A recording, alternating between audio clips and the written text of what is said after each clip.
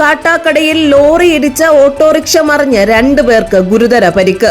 തിരുവനന്തപുരം കാട്ടാക്കട ചൂണ്ടുപലകയ്ക്ക് സമീപം ലോറി ഇടിച്ച ഓട്ടോറിക്ഷ മറിഞ്ഞ് 2 സ്കൂൾ ജീവനക്കാർക്ക് ഗുരുതരമായി പരിക്കേറ്റു. വിശ്വദീപ്തി സ്കൂളിലെ ജീവനക്കാരായ കുമാരി, ചെറുപുഷ്പം എന്നിവർക്കാണ് പരിക്കേറ്റത്. ഇന്നലെ വൈകുന്നേരം 6 മണിയോടെയായിരുന്നു അപകടം. മറ്റൊരു ലോറി ഓട്ടോറിക്ഷയെ മറികടക്കാൻ ശ്രമിക്കുന്നതിനിടെ ലോറിയുടെ പിൻഭാഗം ഓട്ടോയിൽ തട്ടുകയായിരുന്നു. ഇതോടെ നിയന്ത്രണം വിട്ട ഓട്ടോറിക്ഷ റോഡരികിലൂടെ നടന്നു പോവുകയായിരുന്ന സ്കൂൾ ജീവനക്കാരുടെ ദേഹത്തേക്ക് മറിയുകയായിരുന്നു. അപകടത്തിൽ ഓട്ടോയിൽ ഉണ്ടായിരുന്ന 4 യാത്രക്കാർക്കും നിസ്സാര പരിക്കേറ്റിട്ടുണ്ട്.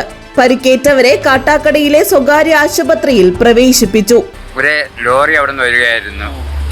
അതിൻ്റെ സൈഡിലെ ഊക്കി കയറി ഞങ്ങളുടെ ഓട്ടോയിലെ സൈഡിലെ സ്റ്റേ കമ്പിയിൽ തട്ടുകയായിരുന്നു. അങ്ങനെ ഓട്ടം മറിയുകയായിരുന്നു. റോഡ് സൈഡിൽ കൂടി 2 സ്ത്രീകൾ വരികയായിരുന്നു. അവരുടെ ദേഹത്ത് തട്ടി. അതാണ് സംഭവം.